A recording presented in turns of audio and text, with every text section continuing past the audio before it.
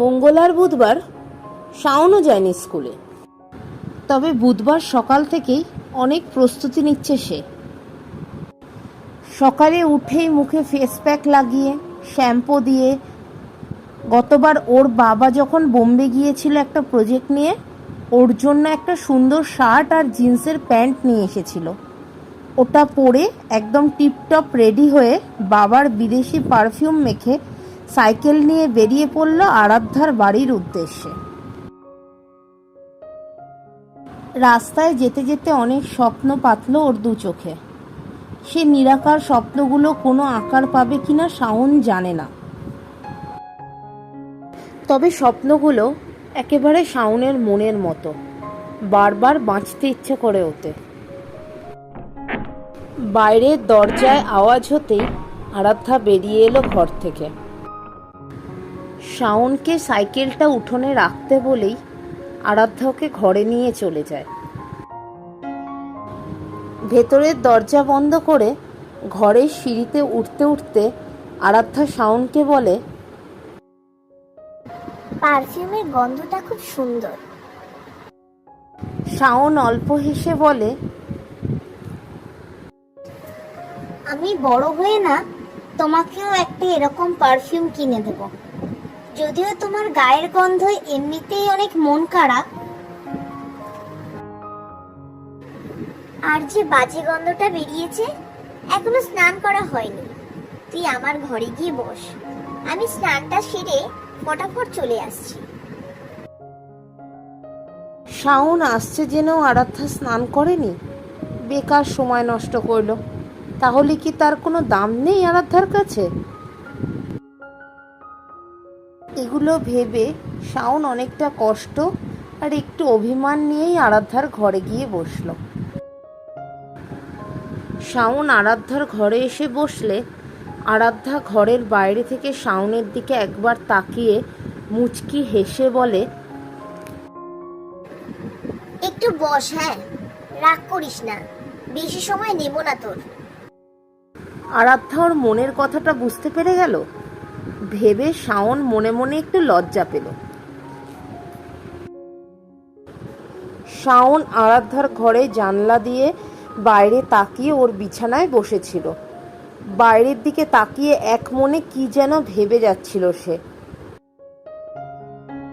স্নান থেকে আরাধ্যা ঘরে ঢুকতেই গোটা ঘরটা কেমন একটা সুগন্ধে ভরে গেল। আরাধ্যা ওর বিছানার পাশ দিয়ে ড্রেসিং টেবিলের সামনে গিয়ে একটা ক্রিমের কৌটো খুলে মুখে মাখতে লাগলো। এদিকে গোটা ঘর জুড়ে আরাধ্যার সেই গন্ধ পাগল করে তুলতে থাকলো শাওনকে। শাওন আর নিজেকে আটকে রাখতে পারল না, বিছানা থেকে উঠে আরাধ্যার পেছনে গিয়ে দাঁড়ালো।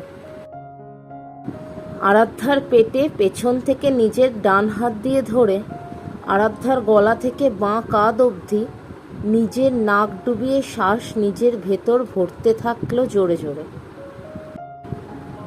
ধীরে ধীরে আরাধ্যার পেটে থাকা শাওনের হাত শক্ত হলো। আরাধ্যার ভেতরটা যেন দুমড়ে মুচড়ে উঠল, সারা গায়ে লোম দাঁড়িয়ে গেল এক নিমিষে। আরাধ্যার নিঃশ্বাস জোরে পড়তে শুরু করলো। আরাধ্যার গামছা বাঁধা মাথার খোপাটা খুলে পড়ল শাওনের গায়ে। শাওন যেন হুঁশ ফিরে পেল, একটু সরে দাঁড়ালো আরাধ্যার থেকে। আরাধ্যা কিছুক্ষণ চুপ করে দাঁড়িয়ে থাকে, তারপর জোরে একটা শ্বাস ছেড়ে পেছন ফিরে শাওনের ঘাট থেকে নামানো শার্টের কলারটা একটু সামনে টেনে নিয়ে বলল, বাহ, বেশ সুন্দর লাগছে তো এই পোশাকে। শাওন মাথা নিচু করে বলল, সরি। আরাধ্যা যেন সেই কথাটা শুনতেই পেল না, আবার বলল, সত্যি খুব সুন্দর, বেশ মানিয়েছে তোকে। শাওন একটু স্বাভাবিক হয়ে ভ্রু উঁচিয়ে বলল, স্পেশাল জামা বুঝলে। আরাধ্যা মুচকি হেসে বলল, স্পেশাল জামা, স্পেশাল পারফিউম, কি ব্যাপার আজ? শাওন আরাধ্যাকে একটু জড়িয়ে ধরে বলল, যার জন্য সাজলাম সেই মানুষটাও যে স্পেশাল। আরাধ্যা শাওনের মাথায় হাত বুলিয়ে বলল, পাগলা, দুপুরে খেয়ে এসেছিস? শাওন আরাধ্যাকে জড়িয়ে ধরা অবস্থাতেই বলল। হ্যাঁ। শাওনের মুখটা দুহাত দিয়ে ধরে নিজের সামনের দিকে নিয়ে এসে বলল, সত্যি করে বল। মাথা নাড়িয়ে না করল, আর একটু লজ্জা পেয়ে নিচের দিকে তাকিয়ে শাওন বলল, সাজতে সাজতে সময় পাইনি। আরাধ্যা হো হো করে হেসে ওঠে। শাওনের গালে আলগা করে মেরে বলল, পাগলা, আয় খেতে আয়।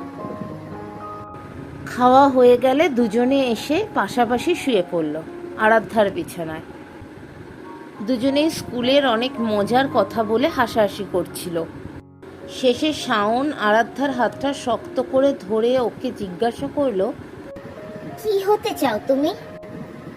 একটা বড় সরকারি অফিসার হতে চাই। জানিস শাওন, আমাদের বাবা না সরকারি অফিসে গ্রুপ সি এ চাকরি করে, ট্রান্সফারও হয় কিন্তু বারবার। তবুও দেখ, তেমন কোনো মান নেই। কত কষ্ট করে আমাদেরকে মানুষ করছে। আবার দুজনেই চুপ করে রইল। এবার আরাধ্যা শাওনকে একই প্রশ্ন জিজ্ঞাসা করলে শাওন বলে, আমি তো ইঞ্জিনিয়ার হব। বাহ বাহ, তুই বিল্ডিং বানাবি, ব্রিজ বানাবি? না না, কম্পিউটার ইঞ্জিনিয়ার, সফটওয়্যার নিয়ে কাজ করব। বাপ রে, সে তো অনেক বড় ব্যাপার। তাহলে আর বলছি কি, জানো, আর 10-15 বছরের মধ্যে সবকিছু কম্পিউটারাইজড হয়ে যাবে। কি বলিস? হ্যাঁ, বাবা বলেছে। জানো, বেশ কয়েক বছর পরে এরকম হবে যে আমি বিদেশে আছি, অথচ তোমায় আমি কম্পিউটারের সাহায্যে দেখতে পাচ্ছি, দেখে দেখে কথাও বলতে পারছি। ধুর, এমন হবে না। হবে বলছি, বিশ্বাস করো। তুই বলছিস যখন, হবে হয়তো। তোকে তো আমি চোখ বন্ধ করেই বিশ্বাস করতে পারি। এই কথাটা বলার সাথে সাথে শাওন একেবারে গলে গিয়ে আরাধ্যার বুকে মাথা রেখে আরাধ্যাকে জড়িয়ে শুয়ে পড়ল। কয়েক সেকেন্ড চুপচাপ শুয়ে থাকার পর শাওন আবার জিজ্ঞাসা করল, আচ্ছা, তুমি তোমার ভালোবাসার মানুষ নিয়ে কোনো স্বপ্ন দেখো না? কি স্বপ্ন দেখবো? শুধু একটা ভালো মানুষ চাই, যে আমাকে ভালোবাসবে, সম্মান করবে, যে আমার বাবা আর বোনকে ভালোবাসবে, নিজের বাড়ির লোককেও ভালোবাসবে, একটা ভালো চাকরি করবে।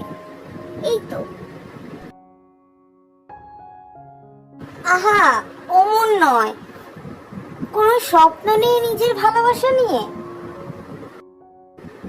না রে, আর কি, অমন তো কিছুই নেই।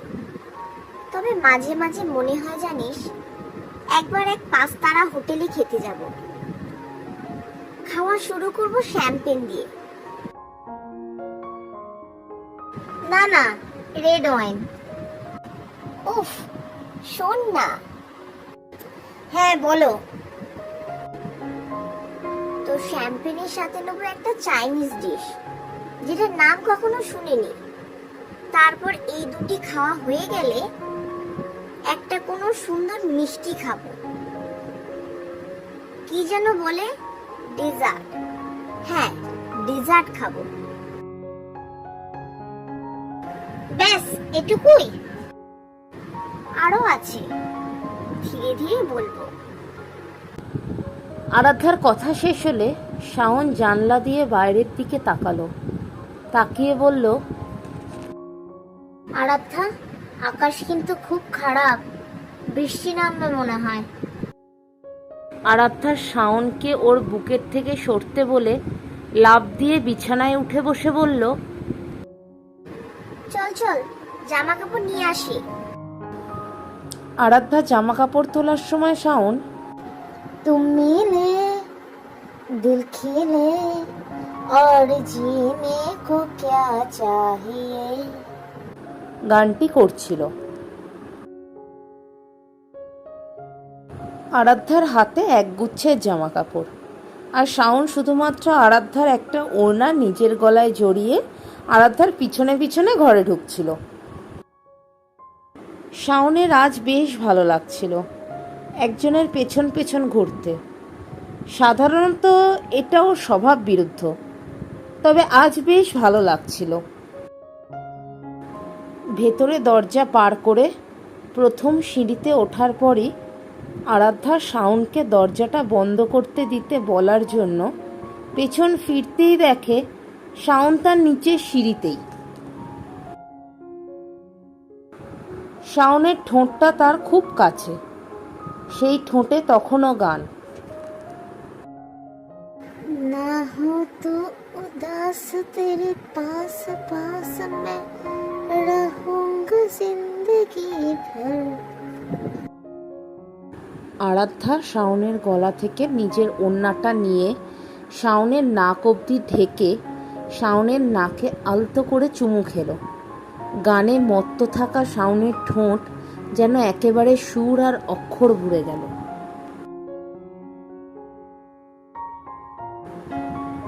আরাধ্যা ওড়নাটা ছেড়ে দিতেই দুজনের মাঝখান দিয়ে ওড়নাটা নিচে চলে গেল। শাওন আর আরাধ্যার মাঝে এখন 1 আঙুলের থেকেও কম দূরত্ব। দুজন দুজনের ঠোঁট আর চোখের দিকে তাকিয়ে আছে হাঁ করে। হঠাৎ আরাধ্যার বাড়ির বাইরের গেটে আওয়াজটা যেন তীরের বেগে ঢুকলো আরাধ্যা আর শাওনের কানে। সরে দাঁড়ালো দুজন। আজ টিফিনে একটু বেশি সময় পেয়েছেন বলে আরাধ্যার বাবা বাড়ি চলে এসেছেন। এদিকে দরজা তখনও খোলা। ভেতরে ঢুকেই তিনি শাওনকে জিজ্ঞাসা করলেন, সিঁড়ির সামনে দাঁড়িয়েছে, এলে নাকি যাচ্ছ? শাওন থতমত খেয়ে কি বলবে বুঝতে না পেরে বলল, বেরোচ্ছি কাকু। বলেই শাওন বেরিয়ে যেতে থাকলো। সামনে থেকে আরাধ্যা একটু জোরেই বলে উঠল, কাল কিন্তু স্কুল আছে। শাওন শুধু মাথা ঝাঁকিয়ে হ্যাঁ বলে বেরিয়ে গেল আরাধ্যার বাড়ি থেকে।